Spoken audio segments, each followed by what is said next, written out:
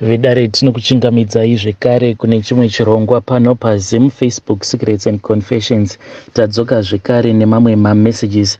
Regedzai tibva tapinda mumamessages edu atadzoka takakubatirai. Message yedu yekutanga yakamira sekudai so. Hanzi makadi zvinyu mukomanashi, ndinokumbirawo kuti munge muchindiposterawo nyaya yangu makaviga chitupa changu.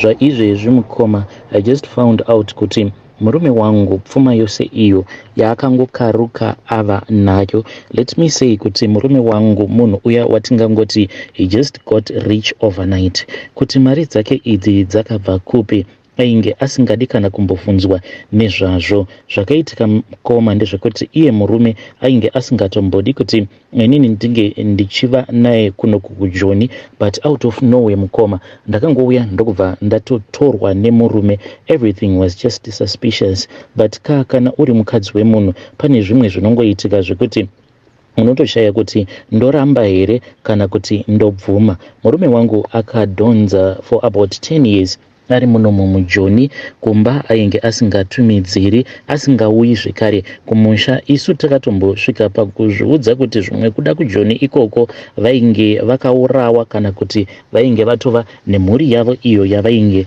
vainayo.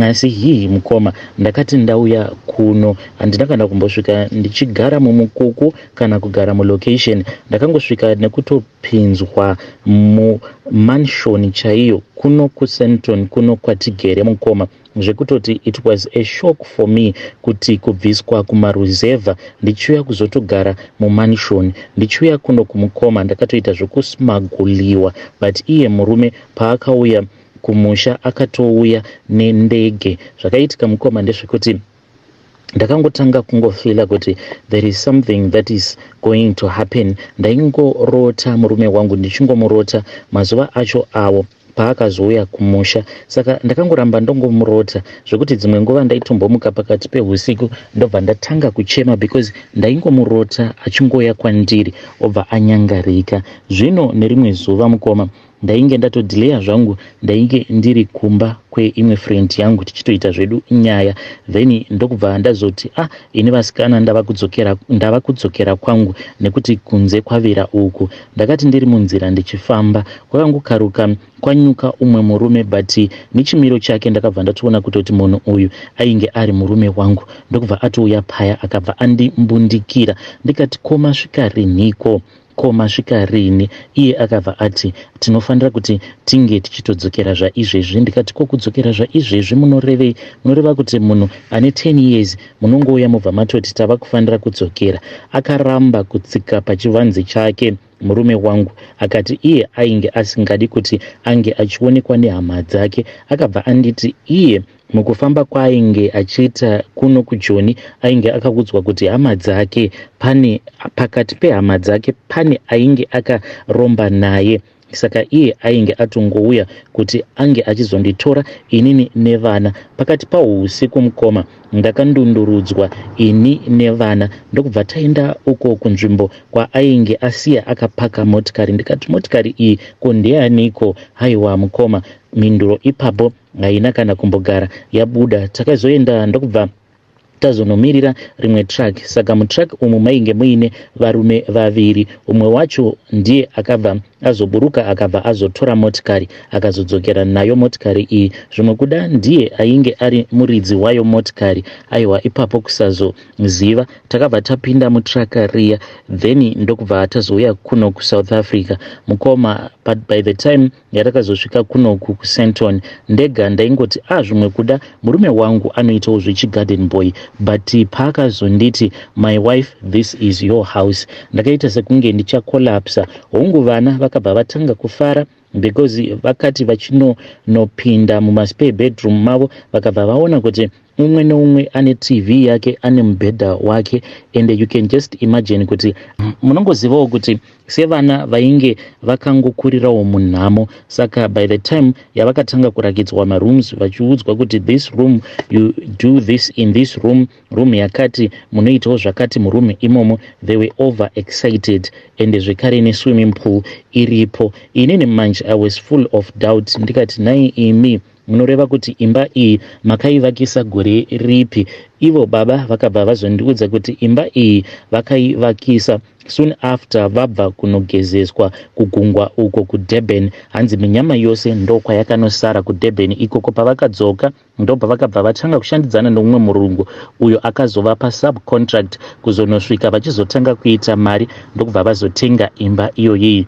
Zvinhu zvacho kani hazvinzwisisiki. Murume akatondiudza iye kutoti aitombopota achiuya kumba kunyange paakauya kuzorinyuwa pasipoti yake, akatouya zvake kumba akabva arinyuwa pasipoti yake, but akangogumirako kuHarare, akangoita zvekungoya nendege, but haana kana kumbopindwa nepfungwa dzekuti ange achiuya kuzondidongorera. Pose apa mukoma ndaingofungidzira kuti murume ainge akafa, akabva ati aiwa ndo zvandainge ndakaudzwa izvozvo kuti kana ndikangogara ndatsika gombo rangu, kana gombo rangu rikangogara ratsika zvekare kumusha, upenyu hwangu hwainge huchazodimbudzirwa munzira, nekuti vavengi vangu vanenge vavakwanisa kuzviona kuti neniwo ndava nezvinondirwira. Ndakachema mukomana Shibati, sezvisinei ndakabva ndangozviudza kuti aiwa kana kuri kunzi rugare rwazouya chiregedzai ndinge ndichingoenjoya rugare urwu rwandaunzirwa nemurume wangu. Mukoma ndakati ndati garei ndokubva ndaenda ndikabva ndanobviswa Jadel 10 years akomana dzakawandisa. Saka panguva iyo pandainge ndiri kuZim panewo chimwe chidharawo changu chandaipota ndichimbobvisana nacho hosha. Munongozvizivawo kuti haungaipi sadza. Saka chidhara ichi chaimbopotawo chichiuya kumba chakandibatirawo zvishuga nezvimunyu nezvihupfu. Saka ndiyewo wandaipota ndichifambidzana naye in secret. Aingoita zvekungouyawo mumba usiku. Saka ndakabva ndaenda ndikabva ndanobayirirwa Jadel, ndikati nezera rangu ndingazonyadzisa ndikazoonekwa ndava nepamuviri apa murume ndisingazivi kwaari. So mukoma ndakazoti ndava kuno ndokubva ndaenda ndikanobvisa Jadel riya, but baba vekwangu handina kakumbogara ndakavaudza kuti izvi ndo zvandainge ndaronga. Ndakati ndaenda kuclinic ndokubva ndazodzoka pasina kana nguva ndainge ndatobatira pamuviri. Ndainge ndichiti kana ndikazvara mwana wangu mukomana ndichamuti tatenda kana kuti takudzwa, nekuda kwekuti Mwari vainge vatirangarira. Saka ndaida kutenda Mwari zvekare nekuvakudza kuti Mwari makanaka zvenyu. So mukoma ndakazoti ndabatira pamuviri ndokubva ndatoudzawo murume wangu with excitement kuti Mwari vainge vatigonera kuti upfumi zvekare nemwana. But murume wangu mukoma akabva angosimuka apo ainge agere, nekuti musi wacho ndakatomutaimira akati achibva kumabusinesses ake ndokubva ndakagamuchira paya ndikabva ndavatora tikabva taenda kubedroom. Saka ndakabva ndati garai pamubhedha apa ndimbonokuisirai mvura yenyu. Ndakaenda ndikanozadza mvura mubathtub ndokubva ndazodzoka ndikagara pasaidi navo tigerepo pamubhedha paya tichingoita romance yedu. Ndikabva ndati baba Mwari vakanaka. Ivo baba vakabva vati what do you mean kana uchiti Mwari vakanaka? Ndikabva ndati ndava nepamuviri. Murume haana kana kumbogara akandipindura, akabva angosimuka murume ndokubva atobuda kana kugeza. Haana kugeza musi wacho iwoyo kuti nditi akarara kupi handina kana kumbogara ndaziva. Nanhasi uno anoramba kundiudza kuti akaenda kupi. Saka ndakabva ndangotanga kuchema ndikati zvimwe kuda maybe iye anga asati ava kuda kuti tinge tichiita umwe mwana. Murume akazoti achidzoka mangwana acho makuseni akangonditi kana uchiri kuda nezvemarriage iyi unofanira kuti unge uchibvisa nhumbu iyoyo. Apa mukoma kana marriage certificate painge pasati patombova nemarriage certificate. Ndikabva ndangoti since murume uyu ava nemari dzake apa izvezvi kana ndikaita nharo naye kana akangosarudza kundidzosera kumusha ndinongodzokera kumusha ndisina kana chinhu. Ndikati pano regedzai ndingoitawo zvaari kuda for the sake of my kids. Saka ainge akati taifanira kuti tinge tichiita muchato wekucourt kuitira kuti inini ndinge ndichizowanawo spousal visa. Mukoma ndakabva ndashingirira paya ndokubva ndanobvisa. Mukoma ndakabva ndazvipa zvivindi ndokubva ndapiwa mari. Iye akaramba kuenda neni ndikabva ndazoenda ndikanohave an abortion. Chakandinetsa mukoma ndechekuti inini handina kumuudza kuti ndikuenda kuchipatara chakati because ndainge ndiri pakati pekurwadziwa neconfusion. But ndakati ndichibudamo muchipatara muya ndikatomuona kutoti uyo ainge akatondimirira pareception. Ndikamubvunza kuti ko mazviziva sei kuti ndiri pano pachipatara chino? Havana kana kumbondipindura. Tikabva tazodzokera zvedu kumba. Mukoma ndainge ndava kungoti kana ndikangobatira pamuviri then ndobva ndaita miscarriage. Kudzamara murume azonditi ndoda kuti unge uchienda kunosungwa matube. Asi chakandinetsa ndechekuti ndakabva ndatanga kuregedza kuenda kumaperiods. Saka ndairamba ndichingoenda kumareview before the date iro randaifanira kuzooperatwa. Asi doctor vakazoti vainge vasingaoni mafallopian tubes angu ose ari maviri, hanzi they are missing. Zvinhu zvekutoti zvakatovanetsa. He even said kuti vainge vachida kuti ndinge ndichimbonoitwa review one of his friend who he was saying kuti that friend of his, she is one of the best gyno vari muno muSouth Africa. Ndakaenda kuya kureview zvekare akabva azokonfirma kuti zveshuwa handina mafallopian tubes.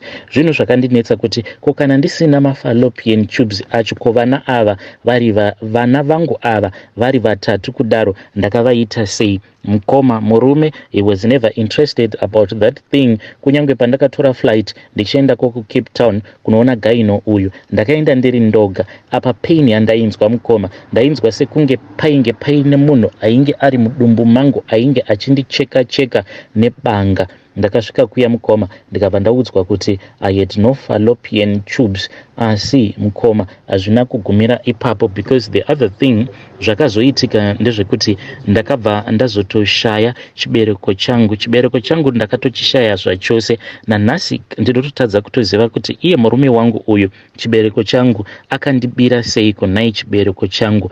Murume recently ndopaakazoadmita kuti iye akatengesa chibereko changu muurombwa hwake.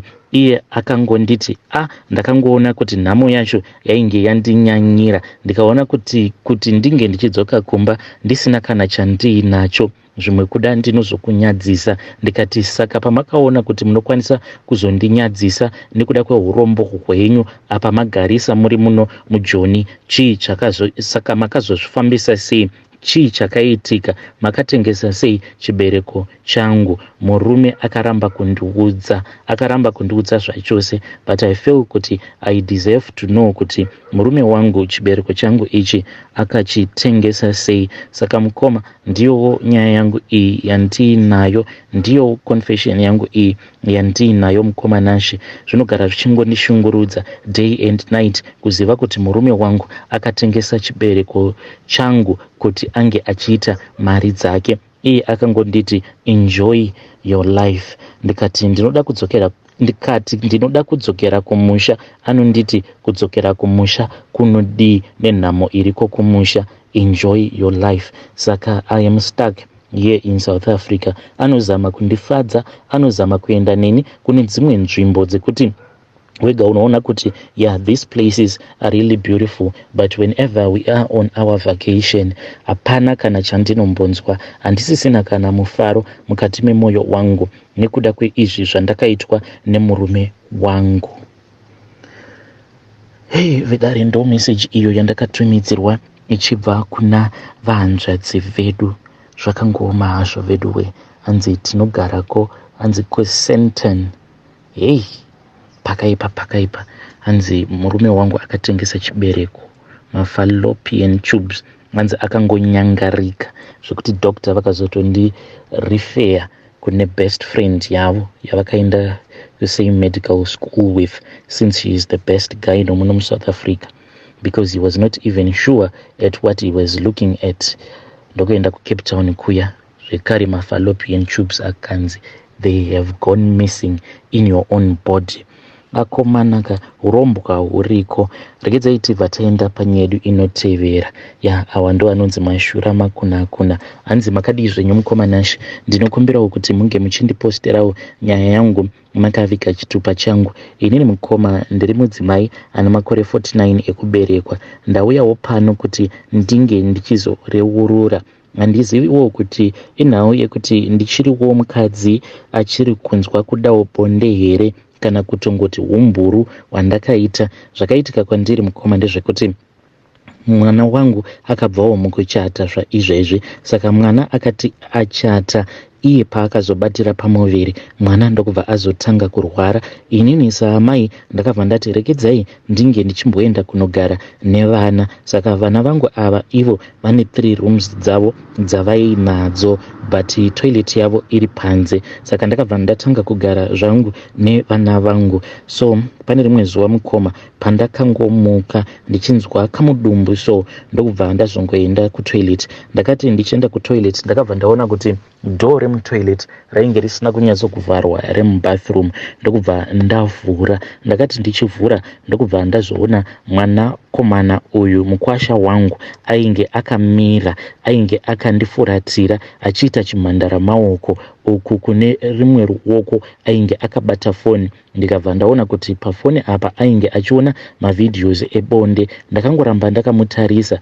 Iyewo nekuda kwenyadzi akashaya kuti oita sei, akashaya kuti oviga foni here kana kuti sikarudzi yake. Saka akangoramba akangofriza paya, takangotarisana kudaro. Mukoma ndakambozama kuda kuzvikontrola but ndokubva ndazodzikisa maziso angu ndichibva ndanotarisa sikarudzi yake. Sikarudzi yake mukoma yakabva yandifadza. Saka pandakasangana neshura iri mind you mukoma ndainge ndatodhonza makore nemakore ekutoti mwana anotozvarwa akakambaira akafamba akatoenda kuchikoro ndisingazivi chinonzi murume, because baba vekwangu vakasobatwa nechirwere cheshuga diabetes apo patainge tichitoriwo couple yechidiki. Saka sikarudzi yavo yainge isisina kana simba ende zvakabva zvangoramba zvichingoita wese kudzamara yava kusatomira zvachose. Saka handina kana kumbogara ndaenjoya marriage yangu. Saka ndingangoti kainge katoriwo kekutotanga ndichitoonawo sikarudzi yekuti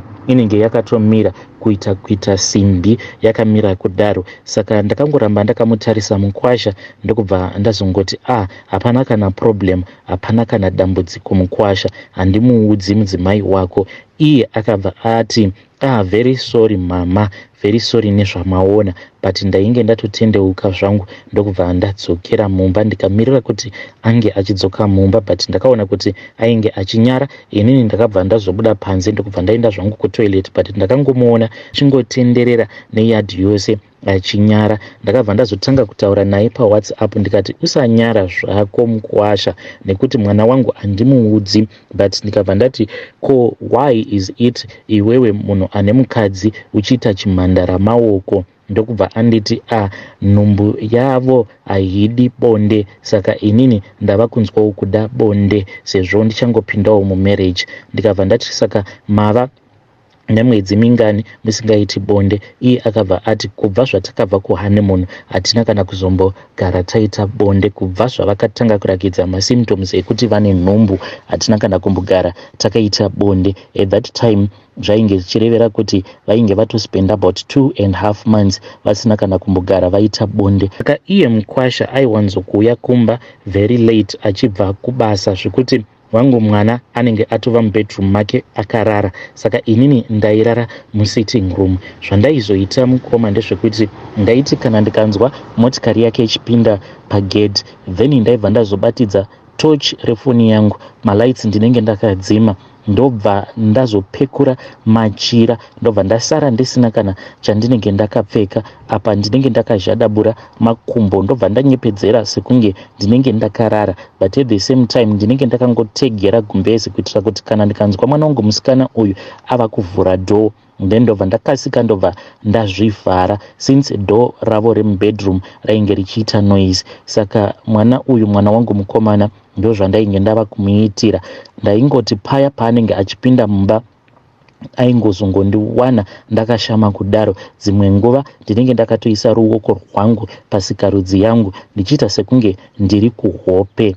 Then one day ndakazongonzwa munhu apfugama pasaidi neni ndokubva atanga kundibata-bata. Iniwo ndakabva ndangoita sekunge ndiri kuhope kuzonosvika tichiita bonde. Mukoma ndinozvinyarira nezvinhu izvi zvandakaita. Ndakaita bonde pasina kana dziviriro nemukwasha wangu. Saka iye Mukwasha ari kunditi tinofanira kungoramba tichienderera mberi, achiti since imimi muchiti baba vanonetsekana nekukugutsai pabonde, chingoitai kuti inini ndinge ndichingokupaiwo zvishuwo zvemwoyo wenyu. Saka handizivi kuti ndokontinya naye here Mukwasha kana kuti ndongotsvaka hangu boyfriend yekuti ndinge ndichingofambidzana nayo. Vedare ndo message iyo yandakatumidzirwa ichibva kuna mama ava. Zvakangooma hazvo vedwe. Ndakavabvunza kuti saka Mukwasha wenyu ane makore mangani? Vakabva vati Mukwasha wangu iye ane makore 25 years. Vari kurara zvavo nemukwasha wavo ane 25 years. Nyika yava kuenda kumagumo shuwa.